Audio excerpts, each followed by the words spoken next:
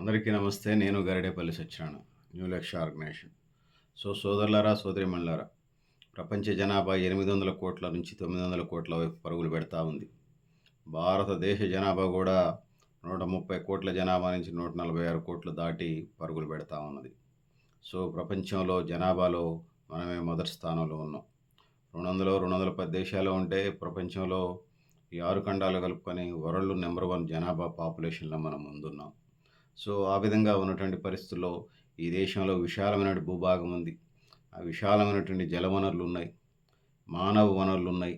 ఈ దేశంలో 10 ఏళ్ళు పంటలు పండకపోయినా స్టోర్ చేసుకోగలిగే FCI food corporation of India గోడౌన్‌లున్నాయి.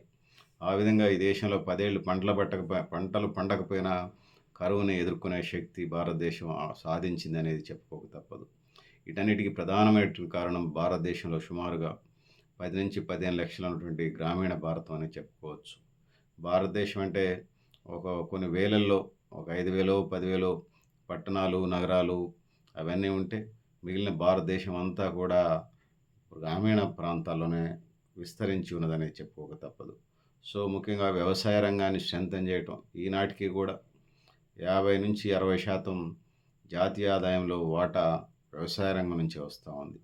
మన స్వతంత్రం వచ్చినాడు 70-80% ఉన్నటువంటి వ్యవసాయ రంగం, 90% ఉన్నటువంటి వ్యవసాయ రంగం వాటా ఈనాటికి 50-60% తగ్గలేదంటే ఈ దేశంలో విశాలమైనటువంటి భూభాగం ఉన్నది. విశాలమైనటువంటి సాగునీటి వనరులు ఉన్నాయి. అదేవిధంగా ఈ దేశంలో కష్టపడి పనిచేసే మనుషులు, రైతులు, రైతు కూలీలు ఉన్నారు. మానవ వనరులు పుష్కలంగా ఉన్నాయి. ఆ విధంగా ఉన్నటువంటి పరిస్థితుల్లో గ్రామాలు స్వయం సమృద్ధి సాధించినప్పుడు ఈ దేశం సంపూర్ణ అభివృద్ధికి బాటలు పడతాయని తెలియజేస్తా ఉన్నాను. మానవ వనరులకు సంబంధించి ప్రకృతిని మనం తగ్గించలేం, పెంచలేం. అది ఏదో ఒక రూపంలో ఉంటుంది. భూభాగం విశాలమైనటువంటి భూభాగం ఉన్నది.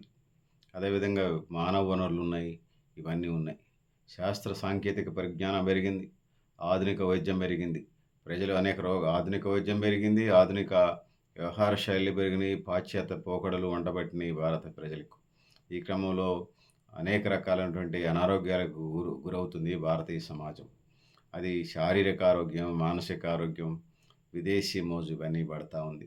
ఇందులో దేశాభివృద్ధికి సంబంధించి, ఆయా కుటుంబాల అభివృద్ధికి సంబంధించి తీసుకునేటువంటి వ్యవస్థలు మంచివే. కానీ ఇక్కడ ప్రధానంగా అనారోగ్యం పాలైనప్పుడు ఒక అనారోగ్యం పాలైనప్పుడు అతను బెడ్ రెస్ట్ తీసుకోవాల్సి ఉంటుంది. ఒకవైపు పనికి వెళ్ళకపోవడం వల్ల డబ్బులు రావు.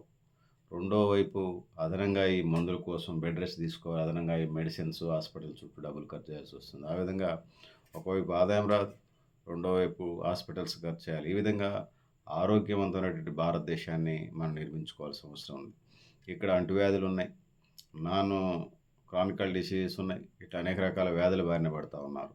అంటే అట్లా చూసుకున్నప్పుడు ప్రపంచవ్యాప్తంగా చూసుకున్నప్పుడు 100కి 90% మందికి కాలు నొప్పి, ఏలు నొప్పి దగ్గర నుంచి గుండె జబ్బులు, కిడ్నీ జబ్బులు, లివర్ జబ్బులు, ఇతర ఆరోగ్య సమస్యలతో హాస్పిటల్స్కి వెళుతున్నారని మనం చూస్తూ ఉన్నాం. అందుకోసం ప్రతి 5 గ్రామాలకి లేకపోతే కనీసం ప్రతి మండల కేంద్రంలో 24 గంటల సర్వీస్ ఉండేటువంటి డాక్టర్లు అందుబాటులో కనీసం ఒక నలుగురిని పెట్టండి. అందుకోసం అట్లా స్థానికంగా పెట్టడం వల్ల వాళ్ళకు వచ్చే 100కి అనేక రాష్ట్రాల అనుభవాలు కొన్ని రాష్ట్రాల అనుభవాలు మనం చూసుకున్నప్పుడు మండలంలో 24 గంటల సర్వీస్ ఉన్నటువంటి డాక్టర్లు ఒక నలుగురిని పెడితే ఒకళ్ళైనా 24 గంటలు అందుబాటులో ఉంటే వాళ్ళకి వచ్చే చిన్న చిన్న సమస్యలు అక్కడికక్కడే పరిష్కారం అయిపోతాయి. ఆ విధంగా ఆరోగ్యవంతంగా ఉంటారు. ఆ విధంగా వాళ్ళ పనులు వాళ్ళు చేసుకుంటారు. ఆరోగ్యంగా ఉన్న మనిషి వాళ్ళ పనులు వాళ్ళు చేసుకోగలుగుతారు. ఇందులో పౌష్టికాహారాన్ని కూడా మనం అందించే ప్రయత్నం చేయాలి.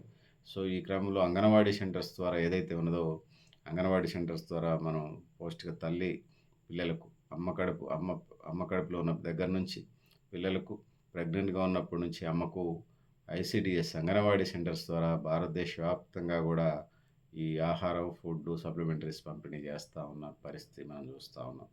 ఇది 100కి 70% అందుతున్నట్టుగా మనకి రిపోర్ట్ చెప్తుంది. 100కి 30% అవినీతి, లేకపోతే బంధుప్రీతి, లేకపోతే అవకతవకలు జరుగుతున్నాయి. వీటిని సరిదిద్ది విజిలెన్స్ చేసి, మానిటరింగ్ చేసి వీటిని సరిదిద్ది దేశాభివృద్ధికి బాటలు వేయాల్సిన అవసరం ఉందని తెలియజేస్తూ ఉన్నాను. సోదరులారా, సోదరీమణులారా, ఈ దేశంలో గ్రామీణ ప్రాంతాల్లో ఇప్పటికీ వ్యవసాయ రంగమే భారతదేశానికి చాలా కీలకం. అట్లా చూస్తే ఎప్పటికీ కీలకమైంది. ఎందుకంటే ఈ దేశంలో ఇజ్రాయెల్ లాగానో, సింగపూర్ లాగానో, లేదా చిన్న భూభాగము కాదు, అదేవిధంగా చూసుకున్నప్పుడు ఇరాక్ లాగా తవ్వితే పెట్రోల్ తప్ప ఇతర వ్యవసాయ పరిస్థితులు తక్కువ ఉన్నటువంటి పరిస్థితులు కాదు. ఈ దేశంలో అనేక రకాల నేలలున్నాయి. కొన్ని వందల రకాల పంటలు పండించే అవకాశాలు ఈ దేశ భూభాగంలో ఉన్నాయి. మామూలుగా యాలకులు దగ్గర నుంచి, సుగంధ ద్రవ్యాల దగ్గర నుంచి, తినే ఆహారం పదార్థాల దగ్గర నుంచి, పండ్ల తోటల దగ్గర నుంచి, చిరుధాన్యాల దగ్గర నుంచి ప్రపంచంలో అన్ని రకాల వాతావరణాలు. అటు వేసవి ఉంటుంది, ఇటు వర్షాకాలం ఉంటుంది, ఇది వింటర్ సీజన్ చలికాలం ఉంటుంది. ప్రపంచంలో ఉన్నటువంటి వాతావరణాలన్నీ కూడా భారతదేశ ప్రజల్లో ఉంటాయి. సో అందుకోసం ఈ దేశానికి సంబంధించి చేయాల్సింది గ్రామీణ ఆర్థిక వ్యవస్థని బలోపేతం చేయటం. పూర్వం గ్రామ స్వరాజ్యం ఏదైతే ఉన్నదో దాన్ని సాధించుకునే పరిస్థితిని మనం కల్పించాలి.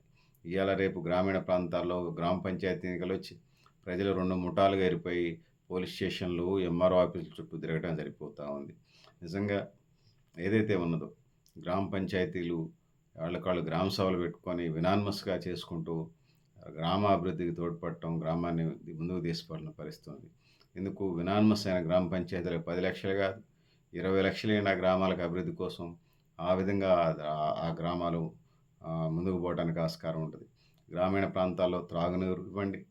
సాగునీరుకు సంబంధించి ఒక గ్రామానికి ఒక 5,000 ఎకరాలు ఉంటే 2,000 ఎకరాలు 3,000 ఎకరాలు సాగునీరు అంతుంటే మిగిలిన వాటికి సంబంధించి మిగిలిన సపోజ్ 5,000 ఎకరాలకు ఒక 3,000 ఎకరాలకు నీరు అంతుంటే మిగిలిన 2,000 ఎకరాలకు సంబంధించి ఆ గ్రామానికి నీరు ఎట్లా అందించగలుగుతామో ప్రయత్నం చేయాలి. పెద్ద సాగర్ అంటే నాగార్జున సాగర్ లాంటి పెద్ద సాగునీటి ప్రాజెక్టుల ద్వారా కాలువలు తీస్తే ఆ 2,000 ఎకరాలకు నీళ్ళు అందిద్దా, మధ్య తరహా సాగునీటి ప్రాజెక్టుల ద్వారా అందిద్దా, లేదా చిన్న తరహా సాగునీటి ప్రాజెక్టుల ద్వారా అందిద్దా, లేదా చెరువులు కుంటల ద్వారా అందిద్దా, లేదా ఉచిత కరెంట్ ఇస్తే అందిద్దా, బోర్వెల్స్ వేస్తే అందిద్దా, లేకపోతే ఆకాశవాయు పంటల, లేకపోతే తుంపర సేద్యమా, ఆ విధంగా సాగునీటి సదుపాయాలు కల్పించి వ్యవసాయ రంగానికి సంబంధించి అటు పండ్లు ఫలాలు లేకపోతే వాణిజ్య పంటలు, ఇటు సాంప్రదాయ పంటలు అయినటువంటి వరి, గోధుమ, జొన్న, మొక్కజొన్న ఇవి, ఇటుపక్క చిరుధాన్యాలకు సంబంధించిన పంటలు, ఆ విధంగా అన్ని రకాల పంటలు పండిస్తూ మనకు అవసరమైనటువంటి ఉంచుకొని మిగిలినటువంటి వాటిని ఎక్స్పోర్ట్ చేసే పాలసీని మనం డెవలప్ చేసుకొని ఆదాయాన్ని మార్గాన్ని విదేశీ మార్గ ద్రవ్యాన్ని సంపాదించడం, ఆదాయ మార్గాలు పెంచుకునే ప్రయత్నం చేయాలి. సో ఆ విధంగా దేశాభివృద్ధికి అంటే భారతదేశం అంటే గ్రామాల అభివృద్ధి భారతదేశ అభివృద్ధి అని చెప్పుకోక తప్పదు. ఆ విధంగా ముందుకు పోవాల్సిన అవసరం ఉన్నది. అనేక సాంకేతిక ఆధునిక సైన్స్ అండ్ టెక్నాలజీ ఆధునికతను ఉపయోగించుకొని ఈ దేశంలో ఉన్నటువంటి గ్రామీణ వ్యవస్థను డెవలప్మెంట్ చేసుకోవడానికి అవకాశం ఉంది. ఆ విధంగా ముందుకు పోవాలి. ఆ విధంగా ముందుకు పోవాల్సిన అవసరం ఉంది. గ్రామం నుంచి మండలానికి ఖచ్చితంగా రోడ్డు ఉండాలి. మండలం నుంచి జిల్లా కేంద్రానికి డబుల్ రోడ్డు ఉండాలి. జిల్లా కేంద్రం నుంచి రాష్ట్ర కేంద్రానికి 4 లైన్ ఉండాలి. రాష్ట్ర కేంద్రం నుంచి కేంద్రానికి వెళ్ళేటప్పుడు 6 లైన్ ఉండాలి. సో మనం చాలా చోట్ల జిల్లా కేంద్రాలకి కూడా మనం 4 లైన్లు 6 లైన్లు చూస్తూ ఉన్నాం. సో అభివృద్ధి మంచిదే. దాంతో పాటు ఉపాధి మార్గాలు కూడా పెంచాల్సిన అవసరం ఉంది. ఆ వైపుగా అడుగులు వేయాల్సిన అవసరం ఉన్నది. సో భారతదేశ వ్యాప్తంగా మనం చూసుకున్నప్పుడు 2.9 కోట్ల ఇళ్ళు భారతదేశ ప్రజలకు అవసరం అని చెప్తా ఉన్నారు. సో ఇందులో 3 కోట్ల ఇళ్ళు కడతామని చెప్పేసి భారతీయ జనతా పార్టీ ప్రయత్నం చేస్తూ ఉంది. ఇందులో ప్రధానంగా గ్రామీణ ప్రాంతాల్లో ఈనాటికి 60% మంది ప్రజలు గ్రామీణ ప్రాంతాల్లో ఉన్నారు. వీళ్ళంతా 5,000, 10,000, 20,000 ఆదాయం మార్గాలతోనే బతుకుతూ ఉన్నారు. ఇందులోనే ఇళ్ళ తీసుకోవాలి, రోగం రోస్ట్ వస్తే డాక్టర్ చూయించుకోవాలి, ఇందులోనే నిత్యావసర వస్తువులు ఉప్పు, పప్పు, చింతపండు, మంచినీళ్ళు కొనుక్కోవాలి, ఇందులోనే పండగ వస్తే పిల్లలకు కొత్త బట్టలు కొనిపెట్టాలి, ఇందులోనే చికెన్ మటన్ కొనుక్కోవాలి పండగ వచ్చినప్పుడు, ఇందులోనే పిండి వంటలు వండుకోవాలి, ఎవరైనా చుట్టం వస్తే మళ్ళీ అలా ప్రత్యేకంగా వంటలు చేసి పెట్టాలి. సో ఈ 5,000, 10,000, 20,000 లోపు జీవితాలే ఈ కుటుంబాలు గడుస్తూ ఉన్నాయి.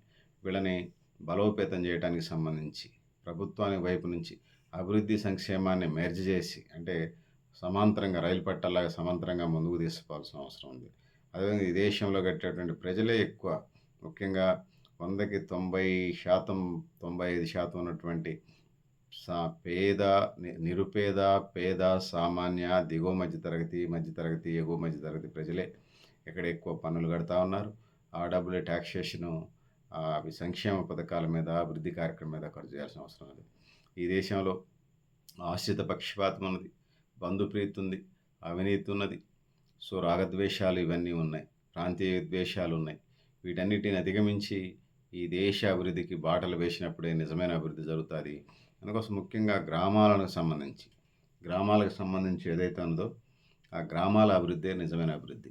గ్రామానికి సంబంధించి మనం ఇప్పటికే చెప్పుకున్నాం. 5,000 ఎకరాలకు సంబంధించి ఎట్లా సాగు చేసుకోవాలి, అంటే సుమారుగా ఉన్నదాన్ని ఎట్లా అనేది. సో, ఈ ఫార్ములా దేశవ్యాప్తంగా అన్ని గ్రామాలకి ఈ ఫార్ములానే వర్తించిద్ది. అప్పటిదాకా సాగునీరుకి అవకాశాలు ఏమున్నాయి, తర్వాత ఎట్లా చేయాలనేది. త్రాగునీరుకి సంబంధించి బ్యాక్టీరియా, వైరస్ లేకుండా ఫ్లోరైడ్ కంటెంట్ లేనటువంటి శుద్ధి చేసినటువంటి నీళ్లు, సరే వాటర్ క్యాన్ల ద్వారా కొనుక్కొని తాగేటోళ్ళు తాగొచ్చు. కానీ పైప్ లైన్ల ద్వారా ఏసి త్రాగునీరు అందించే ప్రయత్నం చేయాలి. ఒక మనిషికి 100 లీటర్ల నుంచి 200 లీటర్ల మట్టికి ఉన్న పరిస్థితులను బట్టి వాడుకునే అవకాశం ఉంటది. ఆ విధంగా ఇది చేయాలి. అందరికీ విద్య అందుబాటులోకి రావాలి. ప్రభుత్వ విద్యను బలోపేతం చేయాలి. సబ్బండ వర్గాల ప్రజలకు ప్రత్యేక అవకాశాలు కల్పించాలి. బీసీ, ఎస్సీ, ఎస్టీ, మైనారిటీలందరికీ కూడా, ముఖ్యంగా ఓసీలో ఉన్న పేద పిల్లలకు కూడా ఇంకెక్కువ, అంటే కొద్దిగా మనం సిక్కని పిల్లల్ని, సపోజ్ 2 పిల్లలుంటే ఒకడు బాగుండి స్కూల్‌కి వెళ్తున్నాడు, రెండోవాడు జ్వరం తగిలింది. జ్వరం తగిలినోడికి కొంచెం మంచి ఫుడ్ పెడతాం, పాలిస్తాం, పండ్లిస్తాం, బ్రెడ్ ఇస్తాం, టాబ్లెట్ ఇస్తాం, ఫ్యాన్ ఏసి వాడిని కొంచెం జాగ్రత్తగా చూసుకుంటాం. వాడు జ్వరం తగ్గి మంచి యాక్టివ్ అయిన దాకా కొంచెం జాగ్రత్త తీసుకుంటాం. అందుకోసం ఈ దేశంలో ఉన్నటువంటి ప్రజలకు సంబంధించి కులాలకి, మతాలకి, ప్రాంతాలకి అతీతంగా వీళ్ళందరినీ ఒక ముందుకు తీసుకుపోవాల్సిన అవసరం ఉన్నది. ఇందులో వెనకబడినటువంటి, పేదరికంలో ఉన్నటువంటి ప్రజల్ని కడుపులో చూసుకోవాల్సిన బాధ్యత ఆయా పాలక ప్రభుత్వాల మీద ఉన్నది. అందుకు పార్టీలకు అతీతంగా, కులాలకు, మతాలకు అతీతంగా ఈ దేశంలో ఉన్నటువంటి పేదలందరికీ సంక్షేమ పథకాలు అందాల్సిన అవసరం ఎంతైనా ఉన్నదని తెలియజేస్తా ఉన్నాను. సో, ఇందులో గ్రామీణ ఆర్థిక వ్యవస్థకు సంబంధించి ఖచ్చితంగా హాస్పిటల్స్ పెట్టండి. విద్యా, వైద్య రంగాల్ని అభివృద్ధి చేయాల్సిన అవసరం ఉన్నది. సో, ఉపాధి మార్గాలను కూడా అభివృద్ధి చేయాల్సిన అవసరం ఉన్నది. సో, దేశానికి ఇప్పటికి 3 కోట్ల ఇళ్ళు అవసరం ఉంటున్నారు. ఇది పెరిగే అవకాశం ఉంది. సో, నిన్న మొన్ననే ఈ మధ్య కాలంలో తెలంగాణ రాష్ట్ర ముఖ్యమంత్రి రేవంత్ రెడ్డి, అదేవిధంగా డిప్యూటీ సీఎం బండ్లు బట్టి విక్రమార్క వెళ్ళి 25 లక్షల ఇళ్ళు తెలంగాణ రాష్ట్రానికి కావాలని అడిగిన నేపథ్యాన్ని మనం చూసాం. సో, ఫస్ట్ ఫేజ్‌గా 3 కోట్ల ఇళ్ళు అంటున్నారు. సో, తెలంగాణ రాష్ట్రానికి 4 కోట్లు ఉన్న జనాభాకి 25 లక్షల ఇళ్ళు అవసరం పడితే, దేశవ్యాప్తంగా 145 కోట్ల ప్రజలుంటే ఉన్న ఇళ్ళు కాకుండా ఇంకెన్ని ఇళ్ళు అవసరం పడతాయో మనం చూసుకోవాల్సిన అవసరం ఉంది. సో, అంతకుముందు ఉన్నటువంటి ఇందిరా ఆవాస్ యోజన పథకాన్ని ఇవాళ ప్రధానమంత్రి ఆవాస్ యోజన పథకం చేశారు. మీరు ఎవరు అధికారంలో ఉంటే వాళ్ళ పేర్లు మార్చుకుంటారు. మీ పార్టీ గెలిచింది కాబట్టి దాని మీద అభ్యంతరాలు లేవు. కానీ ఈ దేశానికి సంబంధించి తీసుకున్నప్పుడు, ఈ దేశ ప్రజలకు సంబంధించి, ఈ దేశ ప్రజల ప్రయోజనాల కోసం వాళ్ళకి ఒక నిలువ నీడ లేకుండా కాకుండా, వాళ్ళకు ఒక తల మీద ఒక నీడుండి, ఆ విధంగా ఎండొచ్చినా, వానొచ్చినా జీవించగలిగితే, ఆళ్ళకి ఇల్లు కట్టగలిగితే, ఒక మనిషి యొక్క జీవితకాల కల సొంత ఇల్లు. సో, ఆ సొంత ఇల్లు ఇవ్వగలిగితే వాడు ఏదో ఒక పని చేసుకొని, మీరిస్తే ప్రభుత్వ ఉద్యోగం చేస్తాడు, ఇవ్వకపోతే ఏదో కూలీనాలు చేసుకొని పోతాడు. అందుకోసం ఆ ఇంటిని ఇవ్వాల్సినటువంటి బాధ్యత పాలక ప్రభుత్వాల మీద ఉంటది. అది అభివృద్ధి చెందిన దేశాల్లో ఇది జరుగుతా ఉంది. సోషలిస్ట్ దేశాల్లో ఇది జరుగుతా ఉంది. టూరిజం ఎజెండాగా ఉన్న దేశాలు ఇది జరుగుతా ఉంది. చివరికి ఈ రిపబ్లిక్ దేశాలన్నిట్లలో ఇది జరుగుతా ఉంది. సో, ఆ వైపుగా బాటలు వేయాల్సిన అవసరం ఉన్నది. దీనికి గ్రామీణ ప్రాంతాల్లో, అంటే సిటీలలో డబుల్ బెడ్‌రూమ్‌లు అవసరం గానీ, గ్రామీణ ప్రాంతాల్లో ఎవరి స్థలాల్లో వాళ్ళు ఇల్లు కట్టుకునేటానికి కొంత అమౌంట్ ఇస్తే వాళ్ళే కట్టుకుంటారు. ఇంకా క్వాలిటీ కూడా ఎక్కువుంటది. సో, అందుకోసం వ్యవసాయ రంగాన్ని, పారిశ్రామిక రంగాన్ని, ఇతర రంగాలను అభివృద్ధి చేస్తూ, సైన్స్ అండ్ టెక్నాలజీని మెర్జ్ చేస్తూ, ఈ దేశంలో అభివృద్ధికి సంబంధించి జాతీయ ఆదాయం, తలసరి ఆదాయం, అదేవిధంగా జీడీపీని డెవలప్ చేసుకునే ప్రయత్నం అయితే చేయాలి. అంతేకాకుండా ఏదైతే ఉందో అల్పాదాయ వర్గాల వారికి స్వయం ఉపాధి లోన్లు ఇచ్చి వాళ్ళ కాళ్ళ మీద నిలబడేలాగా చేసుకునే ఆ విధంగా ముందుకు పోవాల్సిన అవసరం ఉన్నది. యువతకి ఉపాధి ఉద్యోగాలు కల్పించాలి. వాళ్ళని టెర్రరిజం వైపు పోకుండా, మత్తు పదార్థాలు, మత్తు పానీయాలు పోకుండా వాళ్ళని నిలబెట్టి వాళ్ళకి జీవితం పట్ల బాధ్యత కలిగి ఆ విధంగా ముందుకు తీసుకోవాల్సిన అవసరం ఉందని తెలియజేస్తా ఉన్నాను. సో, ఈ విధంగా ఉద్యోగ ఉపాధి కల్పన కార్యక్రమాలు చేయాలి. వ్యవసాయ రంగానికి సంబంధించి వాళ్ళని స్ట్రెంథెన్ చేయాలి. ఆ విధంగా ఈ దేశ అభివృద్ధికి గ్రామాలే పట్టుకొమ్మలని చెప్పేసి ఏదైతే అంటున్నామో, ఆ విధంగా మనం ముందుకెళ్ళి, ఆ విధంగా ఈ భారతదేశాన్ని అభివృద్ధి చేయాలి. ముఖ్యంగా భారతదేశం అంటేనే పట్టుకొమ్మలు, గ్రామాలు. ఆ గ్రామాల్ని మనం ఆహ్, ముఖ్యంగా పాలక ప్రభుత్వాలు, ఇటు రాష్ట్ర ప్రభుత్వం గానీ, అటు కేంద్ర ప్రభుత్వం గానీ, ఎవరున్నా గూడా అభివృద్ధికి బాటలు వేసి ముందుకు తీసుకోవాల్సిన అవసరం ఉందని తెలియజేస్తూ, సో, గ్రామీణ భారతదేశం అభివృద్ధి చెందాలంటే ఏ విధంగా ఉండాలో మీరు గూడా మీ మీ అభిప్రాయాన్ని కామెంట్ బాక్స్‌లో రాయడని తెలియజేస్తూ, నేను గరిడేపల్లి సత్యనారాయణ, న్యూ లక్ష్య ఆర్గనైజేషన్.